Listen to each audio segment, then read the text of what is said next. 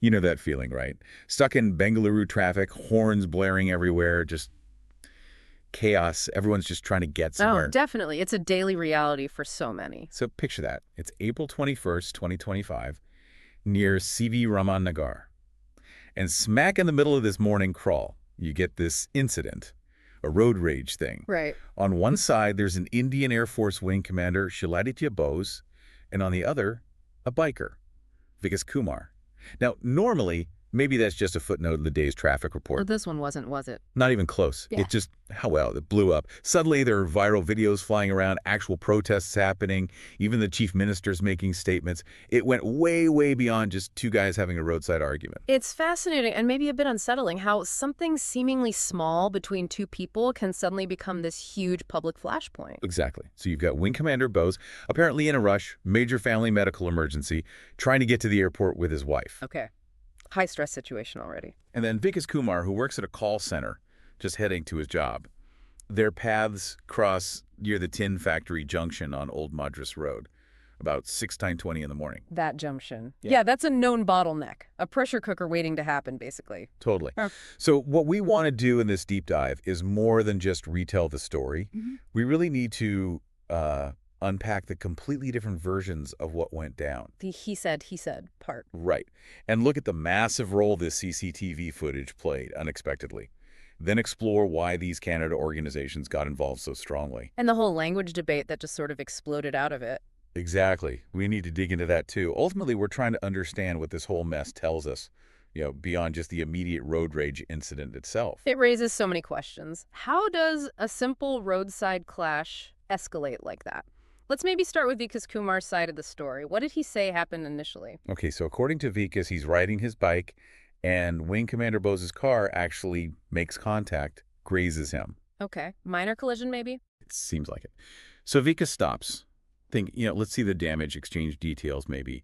But he says instead the person in the passenger seat, later identified as Bose, gets out, pushes his bike over first. Wow. Okay.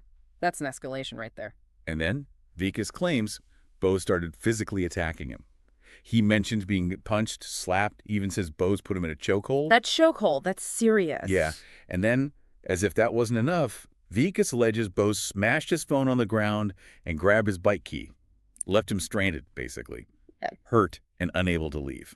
Okay. That's a pretty detailed and quite violent account from Vikas's perspective. It is, but then you have the story Wing Commander Bose put out there, at least initially in that video that went viral before it got taken down. Right, the counter narrative. The completely different story. He basically said he was the victim. How so? In that video, he claimed Vikas was riding recklessly, deliberately cut them off, blocked their car, and then, this is key, started yelling at them in Kannada, specifically targeting them, he claimed, saying something like, "You DRDO people don't speak the local language." DRDO, the Defense Research and Development Organization.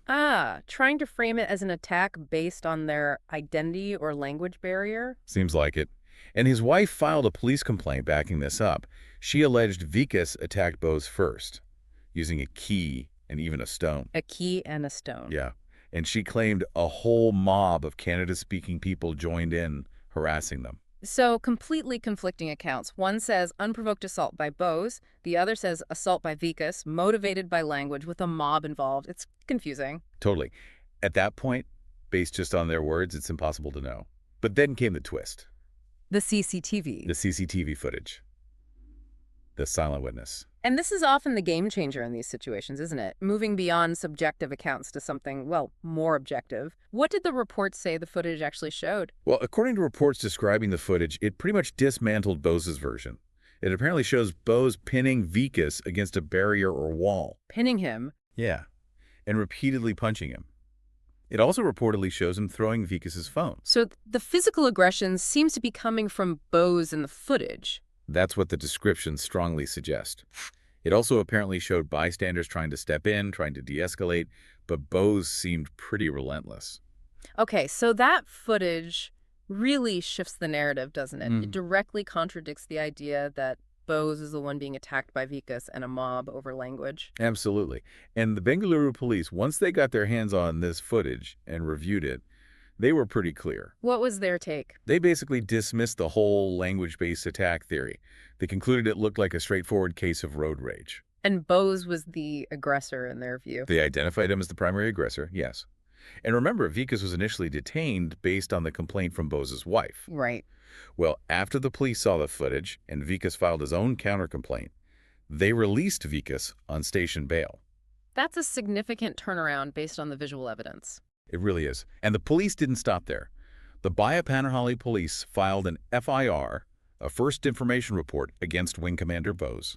And what were the charges? Because the initial descriptions from Vikas sounded quite severe. They are severe. The FIR includes sections under the Faratia Sanhita for things like attempt to murder. Attempt to murder. Wow. Voluntarily causing hurt, snatching presumably the phone or key mischief, Yeah. and intentional insult. These aren't minor things.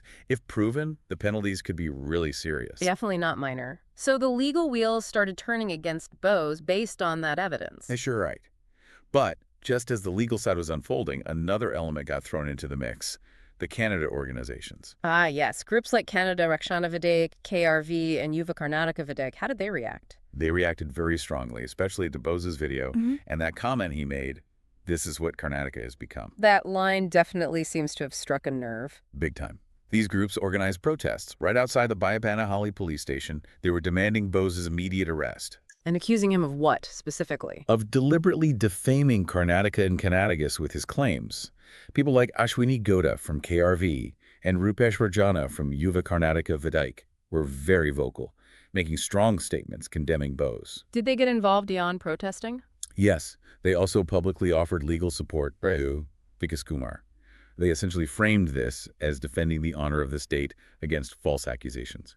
It's interesting, isn't it? Their involvement definitely brought more attention to Vikas's side of the story.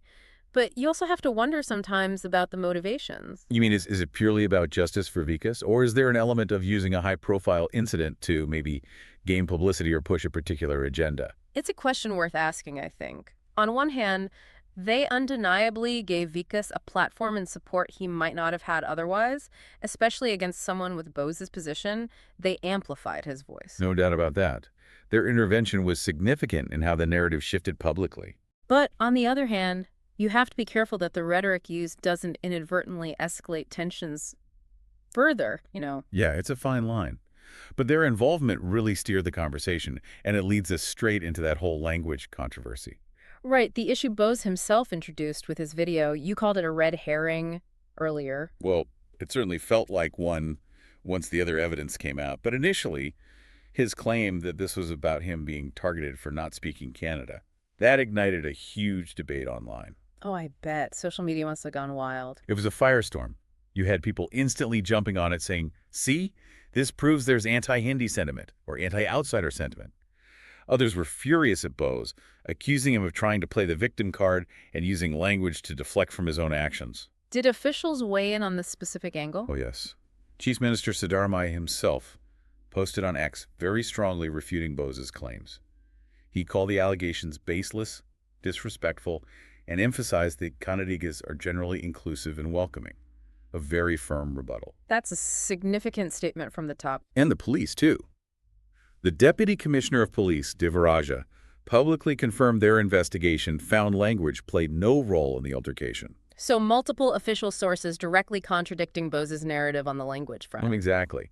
And interestingly, Vikas Kumar himself reportedly stated that he's fluent in multiple languages, including Hindi and English, and denied using Kannada aggressively or making any comments about DRDO. Which makes Bose's specific claim about being targeted as DRDO people seem even more questionable. It really does. It makes you wonder why he chose that angle.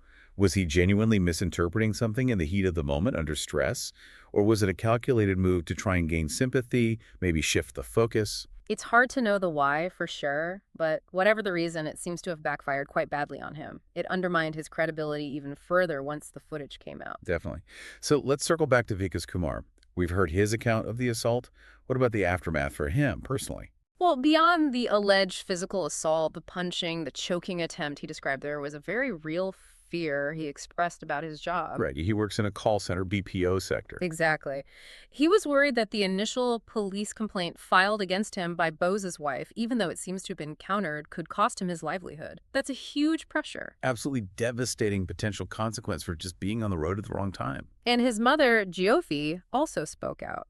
Her account was quite emotional, describing how their bike was grazed, and then her son was allegedly attacked, choked, had his phone smashed, and then faced this false accusation.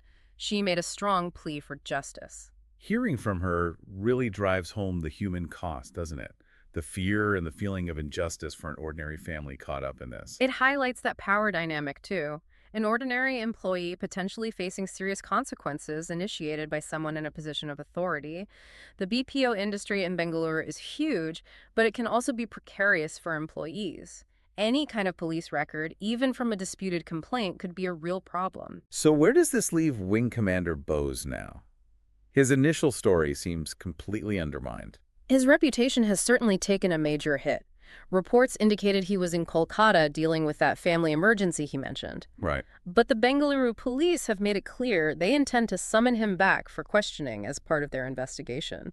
The charges are serious, as we discussed. And the Air Force. Have they commented? The Indian Air Force issued a formal statement. They called the incident unfortunate, which is maybe an understatement, and importantly, they pledged their full cooperation with the police investigation. But the public reaction hasn't been kind to him. No, quite the opposite. There's been a lot of criticism online and in local media. Some have even called his actions, if proven true, a blot on the armed forces. It's strong language. You can understand why, though. While you might acknowledge potential stressors, the family emergency, the general frustration of traffic, the alleged actions, the physical violence, the attempt to create a false narrative, those are choices.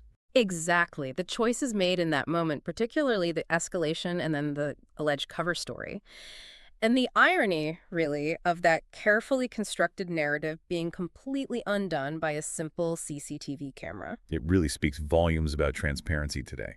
So zooming out a bit, what are the broader takeaways here? Well, it certainly throws a spotlight back on the persistent issue of road rage, particularly in a high-pressure environment like Bengaluru.